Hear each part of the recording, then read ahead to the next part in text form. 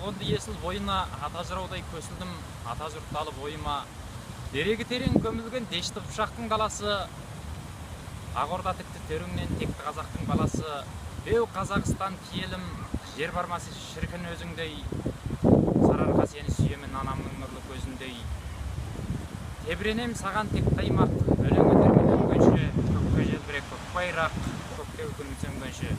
Ассалаумағалейкум, ардақты әлеумет. Бұл менің сонау шығыстағы Пекин қаласында студент өмірімде жазған осы Атажұрттағы айбынды Астананың сән-салтанатын еске алып отырып жазған бір өлең жолдарым еді. Енді мінекей сол Астана төрінде бүгін өзіміздің табанымыз дейіп Атажұртқа оралғанымызға да біраз жылдар болыпты. Мен осы ретті сапарымда жақында ғана ашылған мына халықаралық экспо көрмесінде Астана қаласында өтіп жатқан осы бір дабыралы еліміз бен жұртымыздың атын шығарып жатқан ұлы көрмеге Алматыдан сапар шегіп келген едім.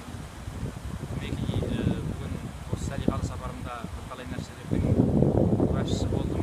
2 жылдың алдындағы келген осы бір сарыарқа төсінен түскен айбынды қаламыздың айбыны одан ары асқақтап, бұрынғы көшелер одан ары көбейіп, осы заманға сай құрылыстар Еуропа менен Америкада және Қытайдағы, шығыстағы елдерде де көп кездесе бермейтін сирек құрылыстардың, заманауи жолдардың бүгінгі заманға сай жетістіктер бізді қуантып жатыр.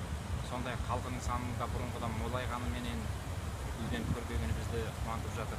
Мен өзім Атажұртын аңсап жеткен бір азамат ретінде Астана халқының 19 жылдық мерейтойымен баршаларыңызды құттықтаймын. Еліміз аман жүрсін.